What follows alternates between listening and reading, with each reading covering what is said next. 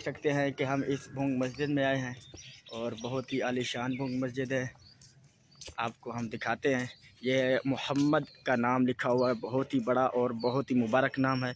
और ये सामने अल्लाह का नाम लिखा हुआ है, बहुत सब्ज़ा है। और यहाँ पे कुरान पाक भी है। और सामने आप जो बड़ी मस्जिद देख रहे हैं ये भूंग मस्जिद है। और यहाँ पर पहले मैं पढ़ता था, यहाँ पर बच्चे पढ़ते हैं काफ़ी तादाद के साथ। अल्हम्दुलिल्लाह हम यहाँ पर पढ़ते भी थे और यहाँ का माहौल बहुत खूबसूरत है। अल्लाह पाक इस मस्जिद को बहुत ही नवाजा है, ये आप देख सकते हैं।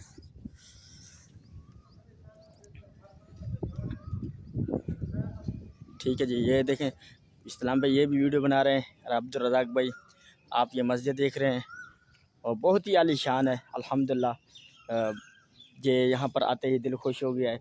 यहाँ पर तो जुम्मा यहाँ पर पढ़ते हैं, जुम्मा यहाँ पर